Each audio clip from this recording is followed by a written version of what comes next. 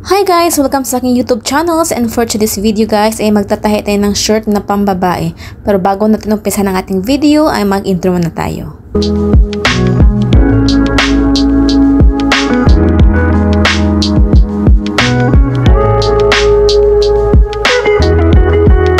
Guys, nagbabalik na tayo sa ating video. Ngayon, umpisa na natin. So, itong mga tela na ito is ginawa to ng amo kong babae. Mga damit niya ito na tinatahin niya. Hindi yan siya original. Bumibili din siya ng tela dito tapos tinatahin niya. So, ngayon, binibigay niya sa akin kasi ayaw na niya. Pero may mga binibigay din siya mga branded na mga damit na Zara, H&M, Riva, yung mga branded talaga na binibili niya, ayaw na niya kasi dami niyang stock, ganyan, binibigay niya sa akin. Hindi niya tinatapon, binibigay niya sa akin. Yun ang nakakaganda sa amo kong babae at saka mga amo ko dito is binibigay talaga ninyo mga damit. Tsaka bago pa siya guys ha, kahit sinuot na nila, hindi pa siya lumang tingnan. Tapos yung iba naman yung mga walang mga brand na mga damit, yung ginagawa lang niya is tinatahi ko, ginagawan ko ng paraan para magamit ko. So katulad niyan, kasi tingin-tingin din ako ng mga pattern dun sa Pinterest, nagsesearch ako sa Google, kaya gumawa ako ng pattern, ginagaya ko para naman is pag gumawa ko ng short is tumpak siya ng sizes at ikaw na din mag-adjust kung anong size mo, ganyan. So ngayon, ayun na nga yung pattern na ginawa ko. Pwede kang gumamit ng paper bag or carton. Huwag naman yung masyadong carton na makapal kasi mahirapan kang mag-cut niyan, or newspaper, pwede din, ganun. So yun, sinusukat ko na yung ina-adjustan ko lang yung daanan ng tahi para pag sinuot ko siya is hindi siya masikip, ganun, di ba? So yun, umpisa na natin guys ang pagka-cut. Tapos, ipapakita ko sa inyo ang pagtatahi ko. Pasensya na din kayo guys sa camera ko kasi cellphone lang to, ina-adjust ko din yung view niya para naman sa mga viewers na manonood is makikita nila. Guys, pwede din kung yung carton na ginawa niyo ng pattern guys is para hindi siya gumalaw dyan sa tela na ilalagay mo, is pwede mo siyang lagyan ng pin. Yung parang needle na pang talaga, pang damit talaga, para hindi i-lock niyo siya, baga para hindi gumagalaw yung pattern niyo. Pero mas maganda talagang may misa guys. May misa doon, ilagay mo, ilapag mo doon tela mo, tapos ilalagay mo yung pattern doon. Yung iba naman is dinodrawingan, nilalagyan ng linya yung kahit crayons or ballpen or lapis, kung yung klaseng para magporma doon sa para hindi tayo malilito or para tutumpak yung linya niya. So ayun na nga guys, nakat ko na siya and tingnan mo naman yung resulta, di ba? Short na short. So pag binuklat ko siya, ayan, naging dalawa na yan siya. Kung titingnan mo dun sa video, yung pag-cut ko ng tela at paglilinya ko ng tela is parang lang siya, isa, pero hindi dalawa yan, nakatupi yung tela para isang cut lang siya tingnan, pero pag ang resulta naman niya is dalawa siya. And then ito naman sa kabila, kasi yung tela kasi na dress ng amo ko is lang siya, isang palid lang ng tela ang kasya doon. So ngayon humanap ko na ibang tela na ipa-partner ko doon sa aking shirt. So ayan, nagka-cut na din ako.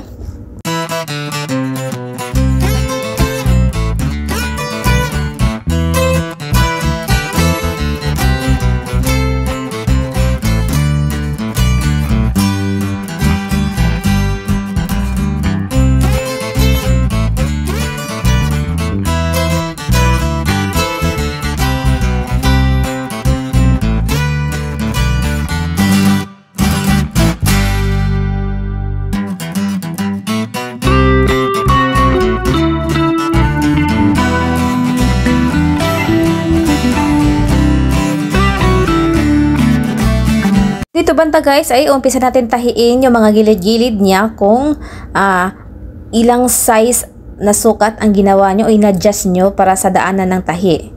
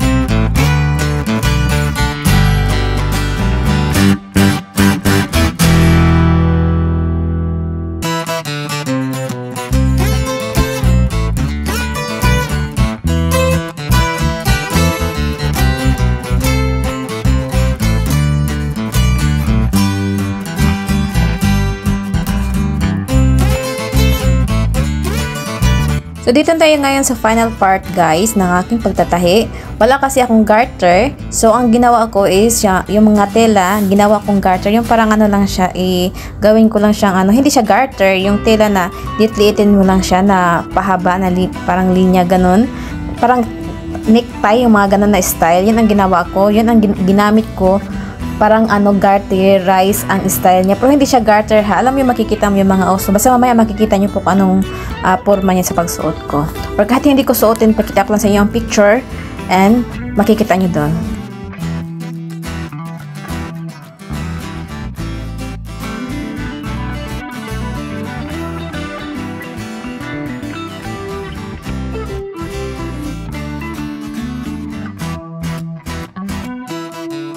So, ito na yun guys, ang natapos kong tinahing short. High waist siya na short guys, hindi siya hipster. At wala din siyang blusa, hindi ko siya nilagyan ng blusa. Pero pwede mo siyang lagyan ng blusa. Ikaw na din mag-adjust. Kung marunong ka talaga magtahi, marunong kong mag-adjust kung anong gagawin mo sa tinahi mong short. And pasensya sa puson ko, mapuson talaga ako. So, ayan na guys. At dapat talaga yung yung panty mo is yung kasing kulay na susuotin mo kasi yun nakikita siya. Pasensya na. So, thank you for watching guys and I hope nagagandahan kayo sa vlog ko for today's video. Bye!